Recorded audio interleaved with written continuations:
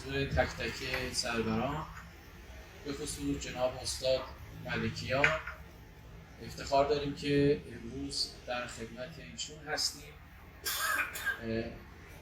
همچنین جناب آقای کشانی مترجم محترم کتاب و بقیه سرورانی که در جلسه حضور دادن، جناب استاد باکوبهی عزیز خیلی افتخار دادن، تشریف آوردن و بقیه سرورانی که دیگه تک تک اسم نمیارم، یه چند دقیقه‌ای هم در تاخیر شروع میکنیم. این جلسه اختصاص پیدا میکنه بررسی معرفی کتاب برچیدن همه احزاب نوشته سیمون وی، ترجمه جناب آقای غلام علی کشانی با مقدمه و ویرایش استاد مصطفی ملکیان. این کتاب رو نشر نگاه معاصر منتشر کرده و این جلسه افتخار رو داشتیم که در خدمت مترجم بزرگوار و جناب آقای استاد ملکیان هستیم. من دیگه بیشتر از این وقت شما رو نمیگیرم. ابتدا حدود یک رو در خدمت جناب آقای کشانی خواهیم بود، بعد استاد صحبت خواهند کرد و در نهایت اگر دوستان سوالاتی دارن میتونن یادداشت بکنن. این دقایقی هم 10 دقیقه تقریبا اختصاص میدیم به پرسش و پاسخ و بعدش هم که با یه پذیرایی مختصر در خدمتتون هستیم. کتاب هم تهیه شده، دوستانی که علاقه‌مند بودن این کتاب و سایر کتاب‌های مترجم محترم رو، این بخشی از کتاب‌هاش اونجا هست، اگر مایل بودن میتونن بنده بفرمایید. خب من بیشتر از این دیگه مزاحم شما نمیشم. جناب آقای کشانی در خدمت شما هست. سلام دوستان، خیلی خوشحالم که این فرصت رو من دارم که خدمت شما باشم و کتابی رو که بهش علاقه داشتم و علاقه دارم و با میل خودم بدون سفارش ترجمه کردم با نوشته‌های زیاد و با پیوست‌های همراه با مقدمه ارزنده این رو رسیده بدیم. این رو معرفی مختصری چون فرصت نیست و خوشحالم که وقتی کمتری تخصیص داده شده که یعنی تخصیص داده شد و خوشحالم که کمتر شد و وقت رو یعنی احتمال میگم که وقت دوستان رو یه ازایی ندارم به خاطر اون سعی کنم کم دارم. با تصویب سیموه ما الان حدود 30 نفر هستیم که اینجا هستیم. با تصویب سیموه که میگه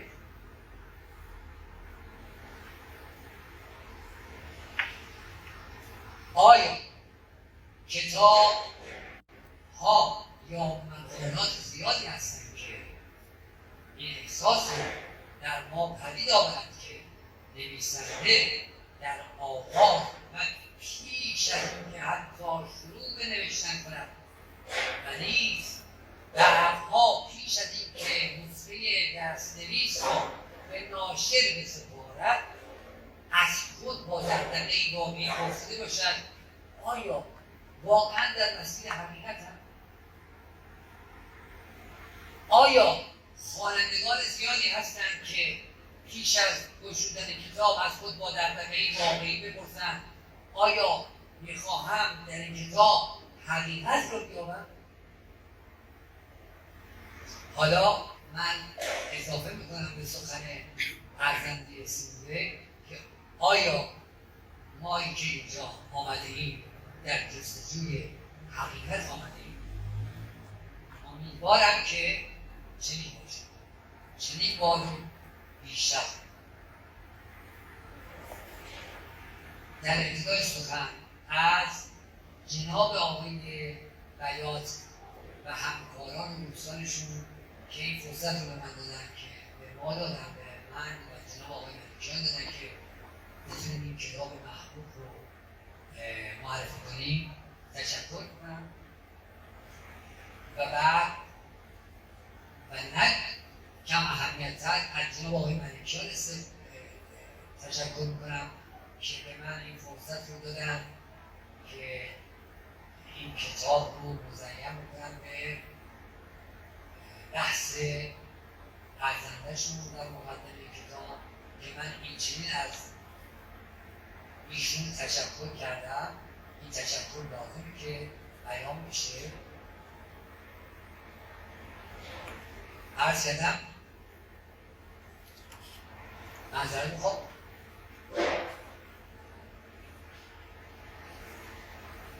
این کتاب از ویرایش دقت نظر زحمات مصطفی ملکیان، اندیشمند مطرح ایران معاصر و اندیشمند مستقل فلسفه اخلاق و مباحث فرهنگی بهره برده است.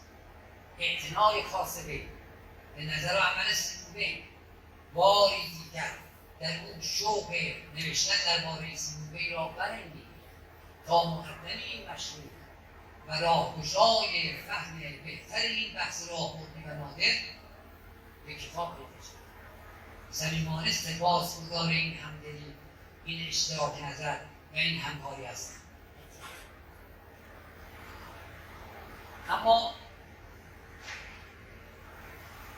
اینکه سیمونبی کی هستش و چی می‌خواسته بگه، من میخوام عرض کنم که سیمونبی نابغه‌ای هستش، اما نابغه‌ای نادره که میگم حالا نه به معنای عشق، به معنای تحریز، نادر که خیلی با نوابغ دیگه که ما اطلاعات دیدیم متفاوته. ایشون 8 ساله بوده که شکر مصرف نمی‌کرد. متولد 1909 8 ساله میشه 17 دیگه. نه 17 جنگ اول جهانی ادامه داشت و این بچه متوجه میشه که سربازات غذا ندارن، شکر ندارن، شکر بهشون نمیرسه، خبر بهشون نیست که شکر نمیرسه و این از خوردن شکر انتظار. حالا نمیدونم این نابغه این رفتارش رگه‌ای از جنون درش بوده یا واقعا یا مثل یک رفتار پاتولوژیک بوده یا واقعا یه رفتار طبیعی. ایشون موقعی که در 34 سالگی در 1943 فوت میکنه در اثر نخوردن غذای کافی در یک آسایشگاه مسئولی تو اشفورد فوت میکنه. پزشک قانونی براش این گزارش رو می‌نویسه در اثر مردن در اثر نخوردن. چرا؟ چون بیمار مسئول باید غذای کافی و بیشتر داشته باشه و این امتناع می‌کرد از خوردن، چون جیره کپون ارزاق مردم فرانسه کمتر از این غذا بود، حاضر نبود غذا بخوره، باید کمتر از جیره مردم فرانسه و به این ترتیب بود که این مقاومتش باعث مرگش شد، تسخیر کرد مرگش. خب این یه آدم یادگیری هستش و رفتار متفاوتی می‌کنه با تمام نامه‌ها. ایشون الهیدان، فیلسوف اجتماعی، سیاسی، کنشگر و فعال اجتماعی. من برای اینکه یه مقدار با این خصوصیاتش آشنا بشیم، من فکر نمی‌کنم که این فرصت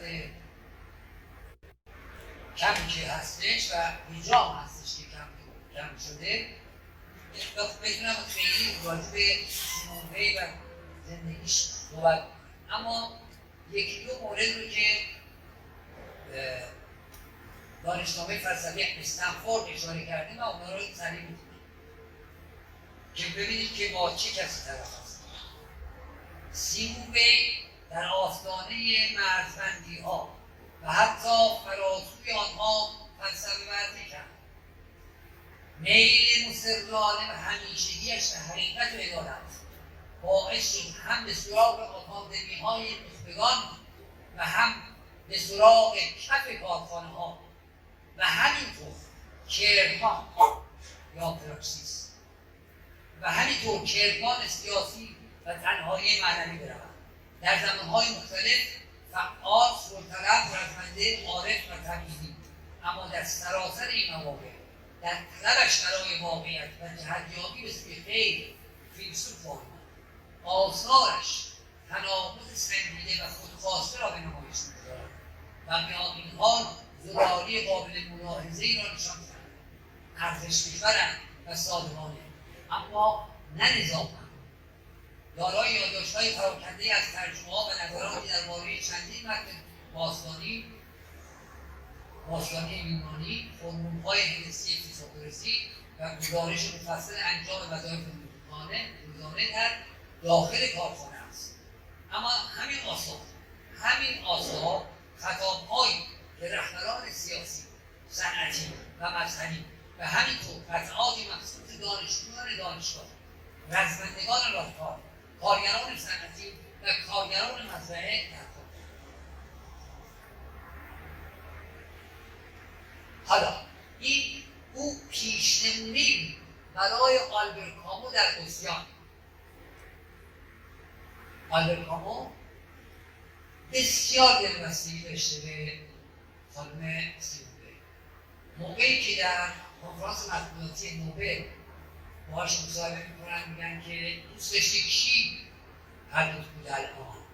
میگه بعضی موقع مردگان از همه زندگان زنده ترن. دوست داشتم سیمونه در کنار. برای آلبر کامو در اوسیان و آندرژی با تحصیل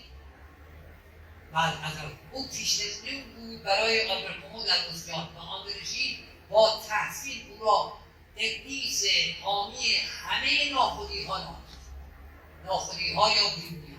منظور کسانی هستش که بهشون میگن اینو پیه یا کافران کافران، کسانی که کلیسا رو قبول نکردن و پا به درونش نگذاشتن و یا در کلیسا بودن اومدن بیرون. ایشون به خاطر این مرتدین و ملحدین به خودش اجازه نداد که وارد کلیسا بشه و فقط در آستانه کلیسا با ایستاد و حسن تعمید رو نپذیرفت به خاطر این حرق و غیرت.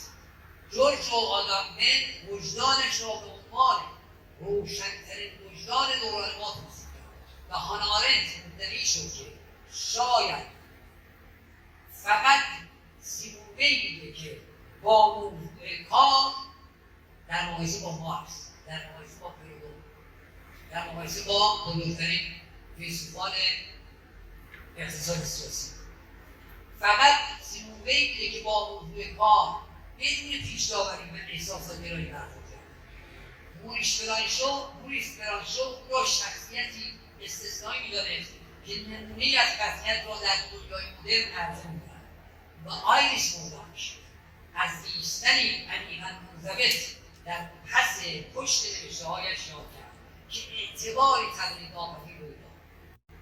اما وی از طرف لوم-تورسکی هم به عنوان انقلابی سودایی نقش و شارل دوگل هم با تعبیر دیوانه به او توهین کرد. خب این باز یک سری از خصوصیات ویه. من بازم برای معرفی وی اینا رو میگم و فکر کنم وقتم دیگه تمام بشه. وی متأثر از افلاطون، دکارت، اسپینوزا، کانت، اهل جدید، گیتای هندوها، کارل مارکس، هومر، آلن فیلسوف و غیره و بر متفکرینی چون آلبر کامو، آیریس مورلاک، ان کارسون، پاپ پل ششم، ملانی اوکنر، پیتر وینچ، چسلاو میلوش، ژان لوک گودال و غیره تحصیل داشت. از سوی تی اس الیوت، آندرژی، سیمون دوبوار و افراد دیگری تحصیل شد. خب این یه مقدار کوچیک از سوابق یعنی شخصیت و به اصطلاح معرفی خانم سیمون ویل در نظر یه تعداد از اندیشمندان که این کتاب در دنباله همت بزرگی است که دو تن از زحمتکشان فرهنگ جناب سرکار خانم فرودان راسکی و جناب آقای مصطفی ملکیان با دو کتابی که برای اولین بار این رو در ایران معرفی کرد آقای خانم سیمون معرفی کرد با دو کتاب معرفی شد و کتاب به نام سیمون و نامه به یک کشیش. در این دو کتاب که به همت این دو بزرگوار بسیار ارائه شد ما با شخصیتی عارف و فیلسوف و الهی‌وار روبرو میشیم که در این حال زندگی خاصیه ما آشنا میشیم که باش و دو تا کتاب دیگه به نام آستان نشینان کتاب بسیار ارزنده‌ایه و رویارونشینان بعد از این دو کتاب اول میان و ما رو بیشتر آشنا میکنن با سیمون ویل. کتاب رویارونشینان کتاب تعریفیه جناب آقای مجتبی اعتمادنیات مترجم شد ولی آستان نشینان ترجمه است. خب ما در این سه کتاب در این 4 کتاب با چهره‌ای که گفتم یعنی فیلسوف الهی‌دان و عارف آشنا میشیم ولی کتاب برچیدن همه احزاب با شخصیتی که همه اینها هست اما یه چیز اضافه اندیشه ورز سیاسی و نظریه پرداز سیاسی اجتماعی است. در اینجا ما با این وجه دیگر مثلا سیمون ویل آشنا میشیم که با وجود اینکه امر اجتماعی رو خانم سیمون ویل بسیار چیز بدی میدونه و شر میدونتش این جملهش رو خدمت میگم امر اجتماعی به خودی خود مادر همه دامها و خدایی بدنی است قلمرو گریزپذیر شیطان است. این تحلیل و برداشتش از امر اجتماعی اما در این حال دائم وسوسه میشده که در وارد امر اجتماعی بشه و نمیتونسته جلوی این وسوسه را بگیره و به این ترتیب بودش که میاد تا آخر عمرش درگیر در مسائل اجتماعی و سیاسی میشه ولی نه سیاست به معنای کسب قدرت و ورود در حلقه قدرتمند. من فکر کنم چیز صحبتی نموند که من انجام بدم اگر بله کتاب در مورد این صحبت میکنه که احزاب هر کارشون بکنیم شرموندنشون رو به این دلیل میدونه که حزب ماشینی است برای تولید شور و هیجان جمعی.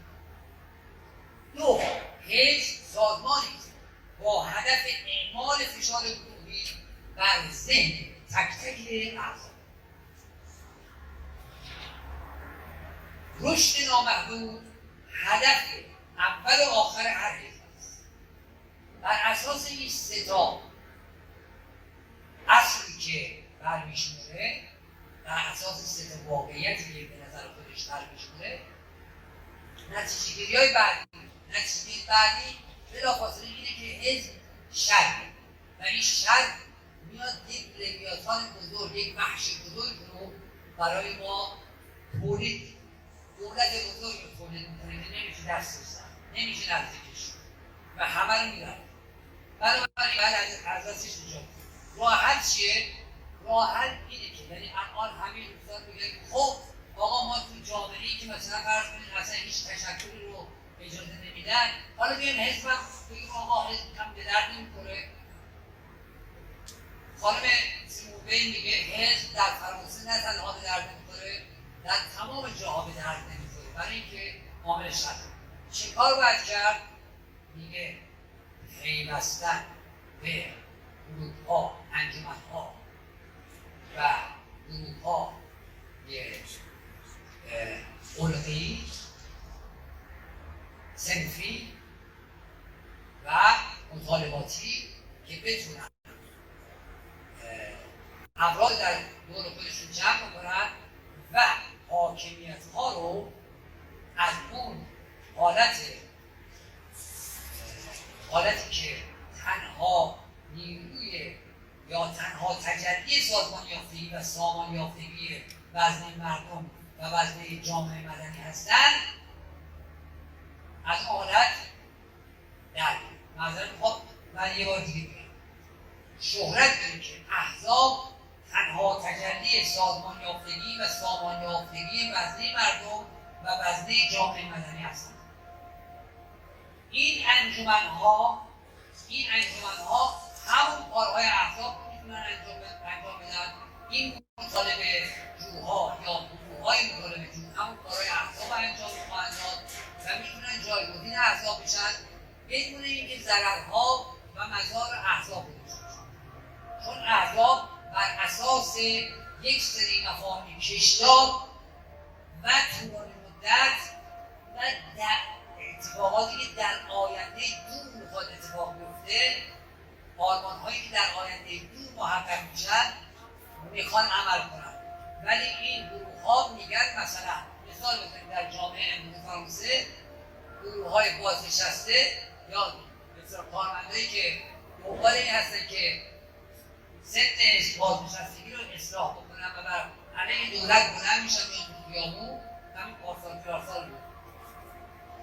این گروه‌ها اگر کسانی رهبریشون کنن یا کسانی توش باشن متوجه هستن که به محض اینکه هدف تحقق پیدا کرد گروه میتونه از هم بپاشه و هیچ دیگه احتیاجی نیست که افراد بهش وابسته باشن و در پی آرمان‌های بسیار بلند مثلا سوسیالیسمی باشن که 43 نسل رو امثال استالین قربانی میکنن به این امید که در آینده دور میخواد چی بشه؟ میخواد ساختمان سوسیالیسم بنا بشه و مردم رو سیر بکنه. 3 نسل پروسه‌ای باید بشه.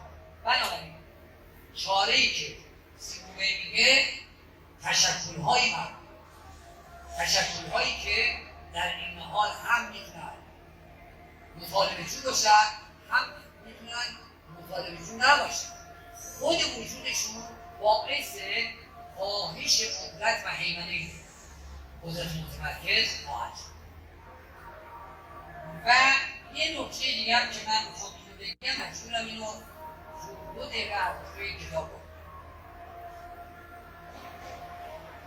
من در پیش سخنی که نوشتم و بعدا نتیجه گرفتم باید پس سخن همیشه بنویسیم برای اینکه ذهن خواننده رو منحرف نکنه. اینو نوشتم که اگر ما این سخن سیموبی رو بپذیریم و قبول کنیم یه ایراداتی ممکنه لازم بشه یا اینکه یک نواقصی وجود داره در سخن سیموبی که ما میتونیم بهش اضافه کنیم به سخن سیموبی. نوشتم حال اگر قرار باشد به پیام اصلی او در این یادداشت نکته‌های اضافه شود، یک نکته شاید به قول آلدوس هاکسلی کوچکتر کردن سازمان همه واحدهای اجتماعی بشری باشد به شکلی که امکان ظهور هنگاه‌های کلاسای شعور اجتماعی شروری از قبیل تمامیت خواهی، قدرت سالاری، دوست سالاری، دیوان سالاری، قانون سالاری، فرد سالاری، خویشاوند سالاری، فن سالاری بزرگمنیات و غیرم بودند و شرارت فقط در حد و حدودهای کوچک باقی مانده و در همان ابعاد کوچک و به دور از دسترس ناپذیری و پیچیدگی ساختارهای بزرگ آسان‌تر حل و فصل شد. نه اینکه در سطوح جهانی، ملی، منطقی و محلی محنت و فلاکت بود. نکته دیگر آن که سیمووی با وجود آنکه صریحاً منتقد مناسبات و روابط ناعادلانه کار و صنایع است و برای بهبود شرایط از خود بیگانگی و مسخ نیروی کار در کارخانه پیشنهاد اصلاحی می‌دهد، اما نظریه‌اش با بدیهی شمردن تولید اموال صنعتی، با بدیهی شمردن نظام بازار آزاد جهانی گستر و دولت بزرگ متمرکز مثلا درست مثل مارکس اینا رو نبود. به کنش عملی او برچسب آنارکو سندیکالیسم دادند، یعنی فعالیت کارگران در چارچوب سندیکاها با هدف نهایی در دست گرفتن کنترل کارخانه. این برچسب چه درست باشد یا نادرست حاکی است که او فقط در فضای موجود تولید بزرگ‌مقیاس و تکنولوژی فکر می‌کند و مشکل را طرح می‌کند. در ذهن او تصویری از فضاهای جایگزین دیده می‌شود و طبعاً به راه‌های پرقدرت رفتن چارچوب هم فکر نمی‌کند، در حالی که کسانی وجود داشتند که از این چارچوب بیرون زدند و به نقد رشد تحریف یا نوگزی یا الزام به رشد در اقتصاد بازار و سازمان متمرکز دولت برآمده از آن اقتصاد و سازمان حامیان و دولت حامیان در دیدگاه‌های امثال کسانی مثل آلدوس هاکسلی، فردریک شوماخر، لئوپولد کور، مندل بری، ژیل دلوف، موریبوچی این اسم رو بی‌زحمت یادتون باشه، مهاتما گاندی، ایوان ایلیچ، مجید رهنما و غیرها. مجید رهنما یادمون باشه چون یه شخصیت ایرانی جهانی هست که ناشناخته است به شدت. این در این دیدگاه‌ها چارچوب‌ها و راه‌های دیگری مطرح می‌شود که به تمرکز گذاری از تولید و دولت، محلی‌گرایی در برابر جهانگردانی، کوچک کردن سازمان‌ها، خودگردانی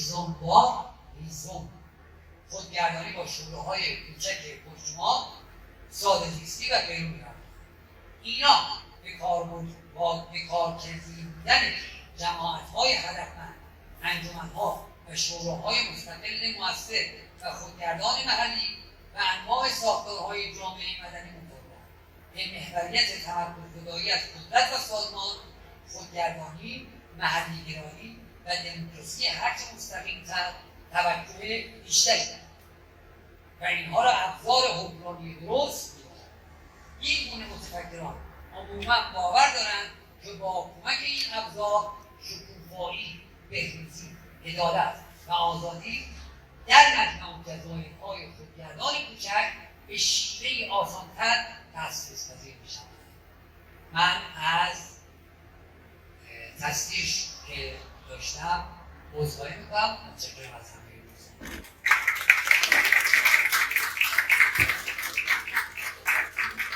خیلی ممنونم جناب آقای کشانی عزیز از سخنان مترجم محترم خیلی استفاده کردیم. من پیش از آنکه استاد صحبتاشون رو آغاز بکنم خواستم یک عذرخواهی بکنم از بابت آلودگی صوتی که از ما با این دوستان صحبت کرده بودیم و قرار بر این بود که تا ساعت 6:15 این سرصداشون تمام بکنیم، ولی نمیدونم همون اندازه که کسانی مثل سیمونوی هوش اخلاقی و اگزیستانسیالیستی بقول آقای کشانی عزیز روبوغامیز دارن، یه عده‌ام انگار توی این برنامه در واقع طیف قرار دارن و با اینکه صحبت هم میکنیم و قول هم میدن اما متاسفانه قولشون رو رفا نمیکنن. برگزاری اینجور آیین‌ها به هر حال استرس های خاص خودشو داره. ما سعی میکنیم که هیچ مشکلی پیش نیاد، ولی با همه این حرفا باز گاهی اوقات دیگرانی هستن که همه این برنامه‌ها به هم می‌ریزن. من عذرخواهی میکنم از بابت این آلودگی صوتی. امیدوارم دوستان در حال زودتر این دستگاه رو خاموش کنن تا ما کمتر شرمنده شما باشیم. یه نکته نظر بود میشه بریم داخل ساختمان. بالا برنامه دیگه‌ای در حال برگزاریه.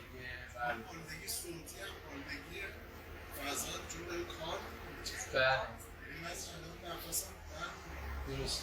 اگر بشه بریم داخل هم نه متاسفانه برنامه دیگه‌ای در حال برگزاریه. پایین هم یه برنامه دیگه‌ای در حال برگزاریه. حالا اینا که باز هم ما پیگیری می‌کنیم، امیدواریم که زودتر تمام بشه. خب در خدمت جناب استاد ملکیان هستیم، میشنویم و بعد از صحبت‌ها هم اگر سوالی بود در خدمت دوستان جانم بفرمایید. بله اونم میذاریم، اونم نزدیک‌تر میذاریم.